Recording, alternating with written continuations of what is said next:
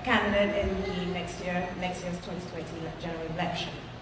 I just have one question for the team here from the Foreign and Commonwealth Office, and it relates to a proposal put forward by yourselves in relation to Section 42A of the Constitution. The reason why I brought that particular section up is because it governs the relationship that the governance functions in Anguilla. And in light of your recent comment in relation to the relationship between Britain and Anguilla not being of a colonial nature, but of being a modern partnership, I would like to understand from yourselves exactly what is the reason for your insistence on Section 42A, giving more powers to the governor in relation to Anguilla. Well, you're quite right. We have proposed the new Section 42A. This is a section which reflects one in the existing Constitution of Anguilla. Now, it's essential to have this in the Constitution because that section would govern the circumstances in which the governor must consult the cabinet and act in accordance with the advice of the cabinet. It also includes situations, the only situations where the governor may act without consulting the cabinet. Now, you have to have this because if there was no such section, the governor would be untrammeled in his power, would not have to consult the cabinet on anything, and you would have the effect of a governor who is a dictator. So, leaving this section out would be a very bad thing. I think we might surprise people by bringing sort of checks and balances on the role of the governor. Yeah, I do agree with you in relation to one part of that statement, but in relation to the reforms that were suggested by the Constitutional Reform Committee, it is my understanding that they actually took out that section of their draft, their recommendations took out that section from the Constitution, and what they proposed instead was the institution of watchdog institutions in Anguilla in order to promote and monitor good governance and transparency in Anguilla. I just want to read in terms of Section 42A. I have it, just give me 1 second. I have the actual section. Yes.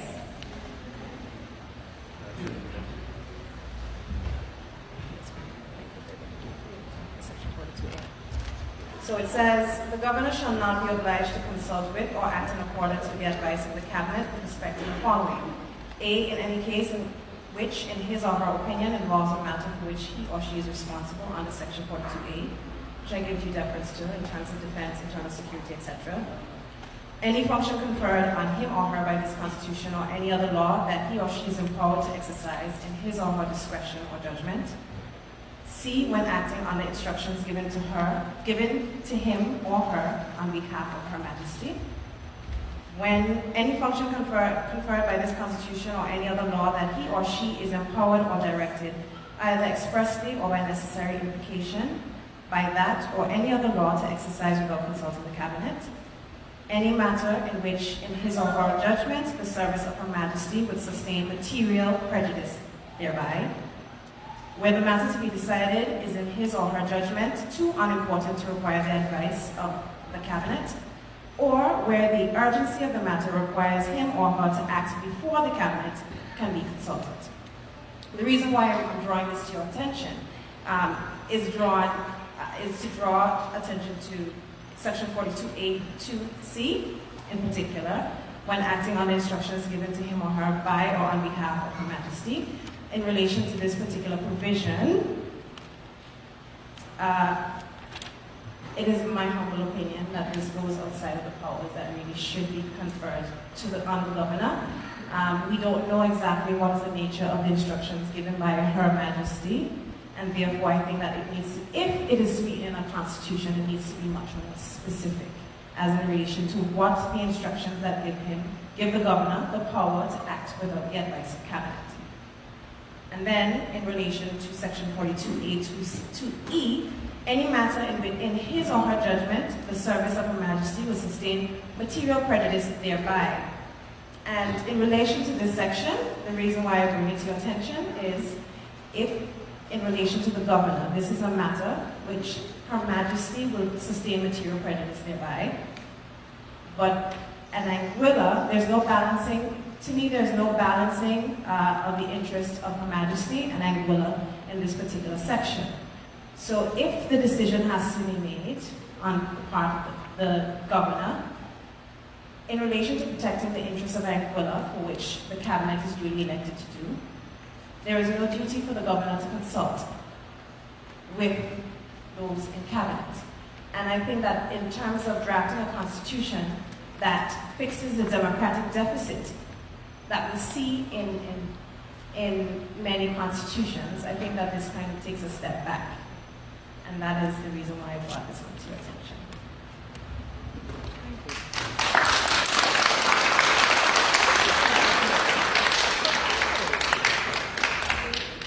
Thank you very much for your comments and your kind of challenges in relation to this provision. I think the first thing that is important to reiterate, as Ian mentioned before, is that what is important is to have a provision like this, and we think that it is important to have it so it's clear to everyone when the governor has to consult the cabinet, when the governor doesn't have to do that. The exceptions to the governor's obligation to consult cabinet are there for kind of various reasons depending on what they are. To take the last example that you mentioned, where the service of Her Majesty would sustain material prejudice thereby, that's not talking solely about Her Majesty in right of the UK, it's covering Her Majesty as the Queen of Anguilla as well. So that is intended to take into account all of those considerations. In relation to some of the others that you referenced, the UK has a number of responsibilities and obligations in relation to the overseas territories, including Anguilla. And that's why, in certain respects, this allows the UK essentially to be able to fulfill those obligations if it's necessary to do that.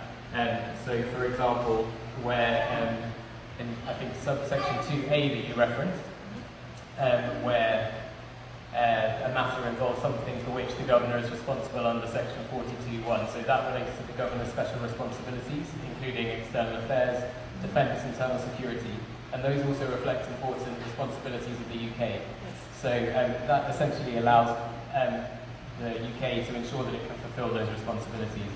Ian may also have some other comments to make in this respect. Well, the only other comment I'd make is it's important to bear in mind that the governor only has functions and powers which are conferred on him or her by Constitution or any other law of Anguilla. The governor does not have, unlimited powers.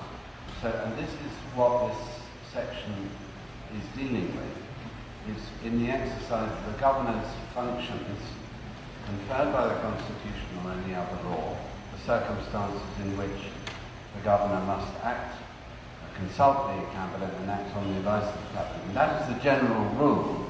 You have referred to some exceptions, and as Greg has explained, there are reasons for those exceptions. Now, the last three that you read out in that list, the last three, are less important, and we might agree to drop those. But the others, now you did mention instructions, and you were worried about instructions, because you wouldn't know what they were. This is true. It is actually, in practice, rare for instructions to be given to a governor, but there may be circumstances where, in fulfilling a function of the governor needs to be instructed to act in a certain way. And I'm just thinking, for example, one of the powers of the governor in the Constitution will be the power to assent to bills passed by the House of Assembly.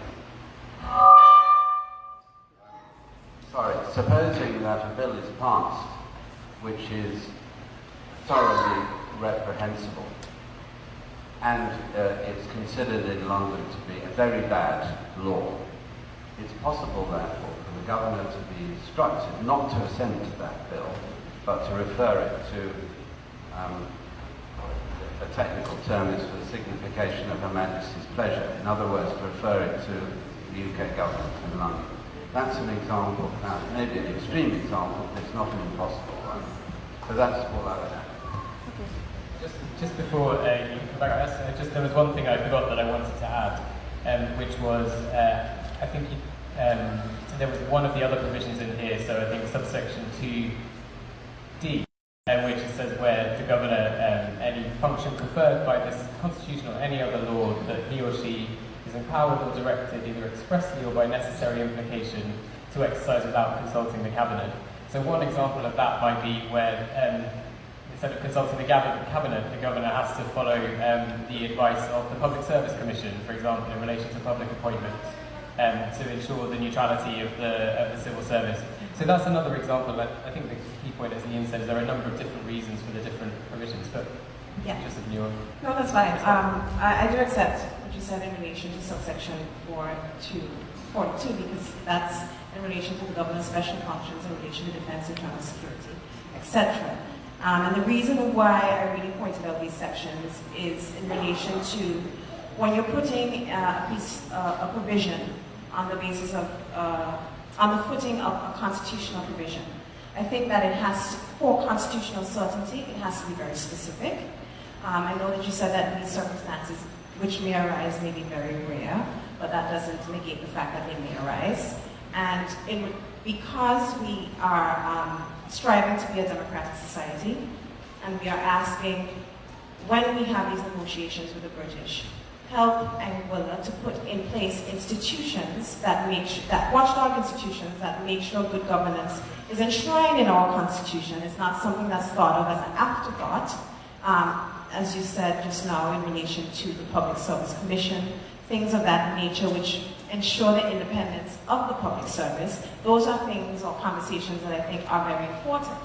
But when it comes to the position of the governor and his role in Anguilla, there are provisions that I think in relation to fixing the democratic deficit, because of the way they are worded, they're quite wide and ambiguous, and in order to give effect to constitutional certainty, I think that they should be read into effect.